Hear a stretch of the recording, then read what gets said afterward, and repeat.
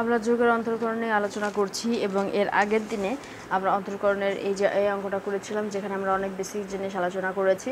তো আজকে আমরা 2003 সালে পরীক্ষাতে এসেছে এরকম একটা অঙ্ক, অর্থাৎ রুট টাইপেরই এরকম একটা অঙ্ক আমরা আজকে এটা আলোচনা করব।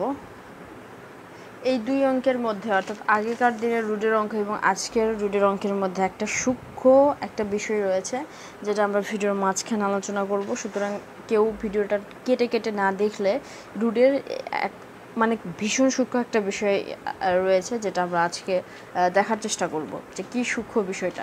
দেখো, আমরা যে অঙ্কটা নিচ্ছি সেটা হচ্ছে y = √x plus 3√x plus 1/2x। আমরা আজকে এই অঙ্কটা সলভ করব। তো যাই হোক, দেখি যাই আমরা কীভাবে অঙ্কটা সলভ করবি। তো প্রথমে আমাদের উভয় পাশে ddx নিতে হয়।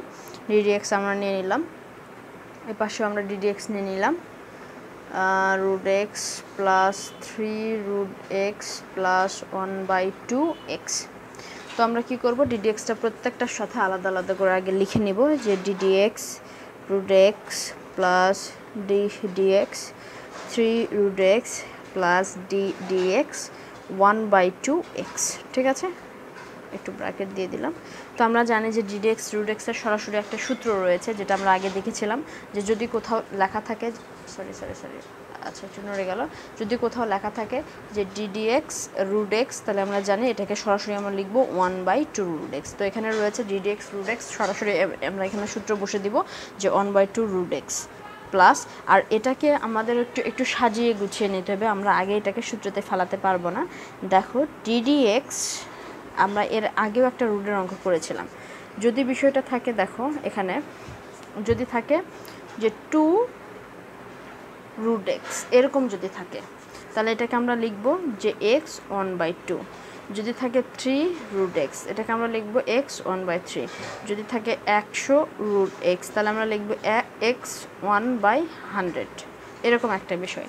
আরেকটা বিষয় যেটা আমরা আগের দিনে দেখেছিলাম যে যদি এরকম থাকে যে রুট লিখলাম তারপরে x তারপরে 4, এরকম যদি থাকে যে এখানে 4 নাই কিন্তু x এর উপরে 4, তার এই বিষয়টাকে আমরা লিখব x 4/2। আমি কি বোঝাতে পেরেছি? যদি বিষয়টা থাকে √x/5 তাহলে আমরা লিখব x 5/2। দুটার ভিতরে কিন্তু সূক্ষ্ম পার্থক্য রয়েছে। দেখো এখানে মানে রুট দেওয়া আছে কিন্তু যে সংখ্যাগুলো সেটা দেওয়া আছে রুটের উপরে। তো এটা লেখার নিয়ম হচ্ছে 1/2, অর্থাৎ এই সংখ্যাটা আমাদের নিচে চলে যায়, 100টা নিচে চলে যায়।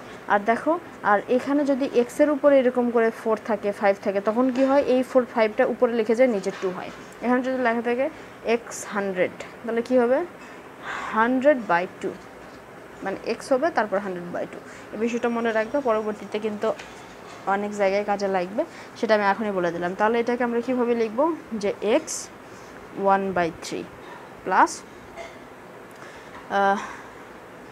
ddx half. তাহলে এই হাফটাকে, যেহেতু হাফ একটা পূর্ণ সংখ্যা, এই হাফটাকে আমরা বাইরে নিয়ে আসবো আর ddx x করব। ঠিক আছে, যেটা আমরা আগের দিনে শিখেছিলাম। তো 1/2 এটা এরকমই থাকবে। আর এটাকে আমরা কিসের সূত্রতে ফেলবো, ddx x⁴n এর সূত্র। তাহলে ddx x⁴n এর সূত্র কি, এই যে ddx x⁴n = n × x⁴n-1 এই সূত্র। তাহলে এখানে n কে 1/3 কে সামনে লিখবো, n লিখলাম, তারপর কি লিখবো x লিখবো, x লিখলাম, তারপরে n-1 তাহলে 1/3 - 1 প্লাস 1/2 এরকম থাকলো। তাহলে ddx x এটাকে করলে আমাদের কি হয়, যেমন এটাকে আমি রাফ হিসেবে এখানে দেখাচ্ছি যে ddx x এটাকে কিভাবে হয়, এরা আগে অনেকবার দেখিয়েছি। তো x এর উপরে আমাদের মনে মনে কত রয়েছে, 1 রয়েছে। তাহলে x⁴n এর সূত্র, তাহলে x⁴n এখানে n এর মান কত 1, তাহলে n × x⁴n-1 এটা তো আমার মেন সূত্র। তাহলে এখানে n কত 1, x বসালাম, n-1 1 - 1 তাহলে 1x, 1 থেকে 1 বাদ দিলে কত হয় 0। তার মানে ddx x এরকমকে যদি আমরা ডিফারেন্সিয়েশন করি তাহলে আমাদের হয় কত 1। তাহলে এখানে কত হবে 1, ddx x করলে কত হয় 1। তাহলে এটা কি হলো 1/2√x প্লাস 1/3 থাকলো, x থাকলো 1/3 - 1 1/3 - 1 এটা আমাদের কত হবে 3 থাকবে লসাগু। 3 দ্বারা 3 কে ভাগ করলে কত হয় 1 হয়, সেই 1 দ্বারা 1 কে গুণ করলে হয় 1 মাইনাস 1 এর নিচে মনে মনে রয়েছে 1, 1 দ্বারা 3 কে কী করবো ভাগ করবো, প্রথমে 1 দ্বারা 3 কে ভাগ করলে হয় 3, 3 দ্বারা 1 কে গুণ করলে হয় কত 3।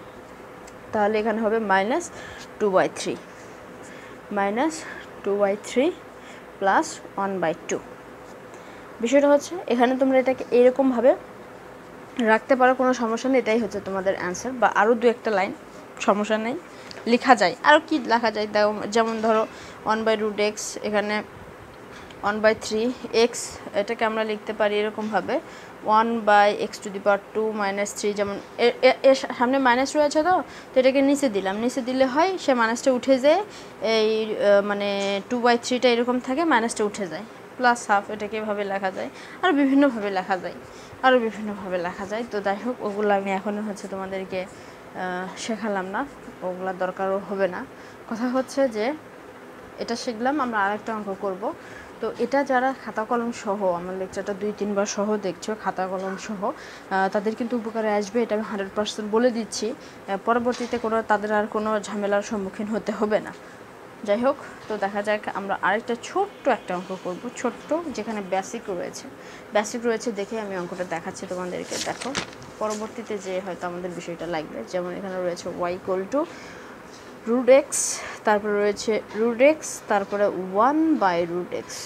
কেমন একটা ক্রিটিক্যাল অঙ্ক, দেখো এটাকে আমরা কিভাবে সলভ করব। তো এটা সলভ করব, দেখো, তো এটাকে আমরা প্রথমে আগে √x দেব না, প্রথমে কি করব, গুণ রয়েছে, তো এই √x দ্বারা এই √x-কে গুণ করব, যেমন √x × √x, এই √x দ্বারা এটাকে গুণ করব, এই √x দ্বারা এটাকে গুণ করব, তাহলে প্লাস চিহ্ন রয়েছে, প্লাস চিহ্ন যেমন আমাদের যদি থাকে, যেমন 2 থাকে এবং এখানে থাকলে হচ্ছে 3x + 5x, তাহলে আমরা কি করব, 2 দ্বারা 3x-কে গুণ করব, তাহলে কত হয়, 6x + 5 × 10x, এরকম করে আমরা সাধারণত করি, তো সেরকম এখানে দেওয়া আছে।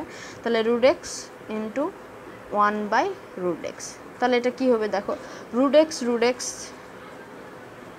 এরকম, প্লাস এই √x কেটে গেল, তাহলে থাকে কত, 1।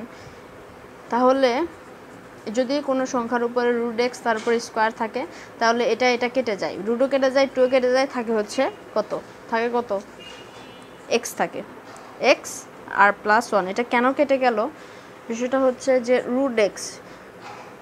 √x-কে আবার 1/2 ভাবে লেখা যায়, আমি আগেই বলেছি যে রুট মানে হচ্ছে হাফ। তাহলে দেখো এটাকে যদি আমরা ভাঙাই, এরকম যদি থাকে, তো এটা সমান x কিভাবে আসলো, দেখো, তাহলে এই রুটকে প্রথমে তুলে দিব, তাহলে কি হবে, 1/2, আর উপরে থাকলো কত, 2, হ্যাঁ, আচ্ছা, উপরে 2, এই 2টা উপরে থাকে, এই 2 কেটে যায় আর কি, মানে হাফ এবং 2টা কেটে যায়, এখানে হয় হচ্ছে তোমাদের x, অর্থাৎ এখানে 2/2 বিষয়টা আসে, কেটে যায়, হয় হচ্ছে 1, তার মানে এরকম থাকলে হয় হচ্ছে x + 1। তো এটাকে আমরা অঙ্ক পেয়েছি, এটাকে এখন আমাদের ডিফারেন্সিয়েশন করতে হবে, যে dy, এই যে ddx y নিলাম = ddx x + 1। তো এটাকে আমরা সবাই জানি কিভাবে করতে হয়, ddx-কে x এর সাথে নিলাম, প্লাস ddx-কে একবার 1-এর সাথে নিলাম, তাহলে ddx x করলে আমাদের কত আসে, আমরা একটু আগেই করলাম, ddx x-কে যদি আমরা হচ্ছে ডিফারেন্সিয়েশন করি, তাহলে 1 হয়, এই হাফটা কিন্তু এখানের, সুতরাং এই ddx x-কে করলে হয় কত, আমাদের 1 হয়, সেই 1টা আমরা এখানে লিখলাম। আর কোনো ধ্রুব সংখ্যাকে, যেমন 1 একটা ধ্রুব সংখ্যা, 1-এর সাথে কোনো x y z নাই, সুতরাং কোনো ধ্রুব সংখ্যাকে যদি আমরা ডিফারেন্সিয়েশন করি, তাহলে হয় 0, আমাদের অ্যান্সার কত হলো, 1। খুবই ক্রিটিক্যাল ছিল, কিন্তু এরকম দেখে অনেকে ঘাবড়ে যাবে যে কি হবে এখন।